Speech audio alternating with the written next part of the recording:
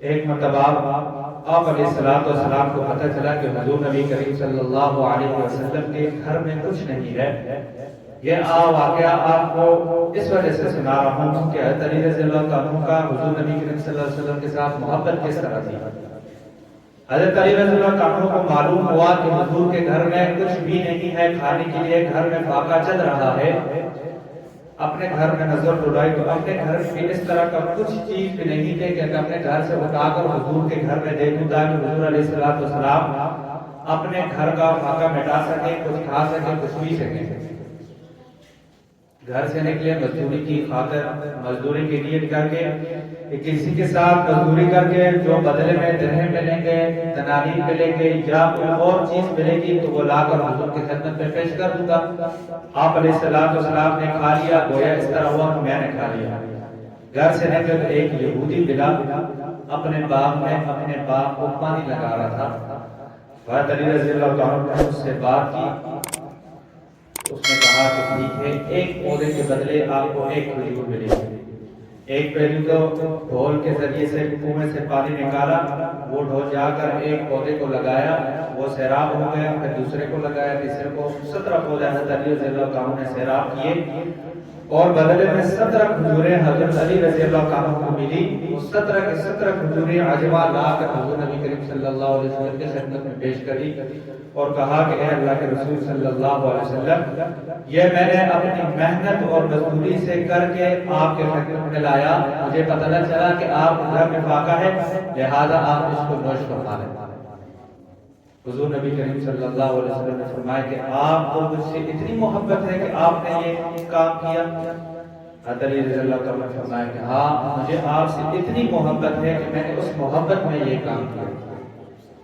حضور نبی کریم صلی اللہ علیہ وسلم کا حضرت علی رضی اللہ عنہ پر کتنا اعتماد تھا۔ ہجرت کا واقعہ آپ نے سنا ہی ہوگا۔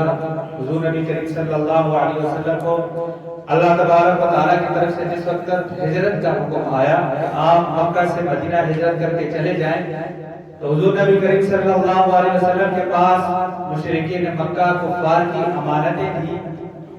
باوجود یہ کہ وہ حضور نبی کریم صلی اللہ علیہ وسلم کو اپنا دشمن سمجھتے تھے، مشرکین اور منافقین یہود اور نصارہ، لیکن امانتیں اپنی حضور کے پاس ہی رکھواتے تھے۔ اس لیے ان کو معلوم تھا کہ اگر ہمارے امانتیں محفوظ رہ سکتی ہیں تو وہ حضور نبی کریم صلی اللہ علیہ وسلم کے پاس ہی رہ سکتی ہیں اور کسی کے پاس نہیں رہ سکتی۔ آپ علیہ السلام کو حکم ہوا کہ آج رات آپ نے مدینہ کی طرف ہجرت کر کے جانا ہے۔ سیدنا صدیق اکبر رضی اللہ عنہ کو اپنے ساتھ لیا، حضرت علی رضی اللہ عنہ کو بلایا اور فرمایا کہ اے علی، آپ نے میرے بستر پر آرام کرنا ہے، میرے پاس جتنی بھی امانتیں ہیں کفار کی، مشرکین کی، وہ ساری آپ نے فلاں بندی کے امانتیں ہیں ان کو لوٹا دینی ہے۔ اللہ تبارک و تعالیٰ نے وحی کے ذریعے حضور نبی کریم صلی اللہ علیہ وسلم کو کفار، مشرکین، منافقین کے کرتوتوں حرکتوں سے آگاہ کیا کہ آپ کے بارے میں وہ یہ سوچ رہے ہیں اور نعوذ باللہ آپ کو قتل کر رہے ہیں۔ ہر قبیلے کا ایک سردار مل کر آپ کے قتل کرنے کے ارادے سے آپ کے گھر قریب آئے گا، آپ ہجرت کر کے چلے جائیں گے۔ اب ظاہر بات ہے، ایک آدمی کو معلوم ہو کہ فلاں راستے میں چور اور ڈاکو ہیں، یا تو وہ اس سے چوری کر لیں گے یا اس کو قتل کر دیں گے، تو آدمی اس راستے سے جائے گا۔ اگر جائے گا بھی تو وہاں کھڑا ہوگا، بیٹھے گا، بیٹھنے کے بعد اس کو نیند آئے گی، کبھی نہیں آ سکتی۔ ہر وقت اس کے دل میں یہی خیال ہوا کہ کس وقت چور آ جائے، ڈاکو آ جائے، مجھے مار دیں، مجھ سے چوری کر لیں۔ اس کو خوف کے بارے نیند بھی نہیں آئے گی۔ لیکن حضرت علی رضی اللہ عنہ کو حضور نبی کریم صلی اللہ علیہ وسلم پر اعتماد بھی تھا، بھروسہ بھی تھا، یقین بھی تھا اور محبت بھی تھی۔ آپ علیہ السلام سیدنا صدیق اکبر رضی اللہ عنہ کو لے کر نکل گئے۔ حضرت علی رضی اللہ عنہ وہاں پر آئے، آپ علیہ السلام کی جگہ مبارک پر لیٹ گئے، چادر لیٹ کر سو گئے، آرام اور پرسکون نیند کے ساتھ۔ صبح اٹھے، مشرکین کو جو امانت وہ سارے دی اور ساتھ میں یہ بھی فرمایا، کفار مشرکین مکہ نے جس وقت کہا کہ آپ کے امیر المؤمنین حضور نبی کریم صلی اللہ علیہ وسلم کہاں ہیں،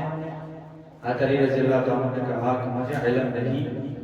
اور ظاہری بات یہ جھوٹ بھی نہیں آتا کہ آپ علیہ السلام اب اس وقت کہاں ہیں اور کہاں ہوں گے۔ حضرت علی رضی اللہ عنہ نے کو امانت سپرد کی اور وہاں سے نکل پڑے۔ حضور نبی کریم صلی اللہ علیہ وسلم نے جاتے ہوئے حضرت علی رضی اللہ عنہ سے فرمایا کہ اے علی، آپ نے ساری امانتیں دے کر واپس آپ نے ہجرت کرنا ہے۔ تو پوچھنے والے نے پوچھا حضرت علی رضی اللہ عنہ سے کہ آپ کو اس بات سے کوئی خوف نہیں ہوا کہ آپ کو اس وقت حضور نے فرمایا کہ آپ بستر پر لیٹو، بعد کفار مکہ تلواریں لے کر آپ کے قتل کرنے کے ارادے سے آ رہے ہیں، قاتل آپ کے سر پر کھڑا ہے، آپ کو اس بات کا کوئی خوف نہیں ہوا؟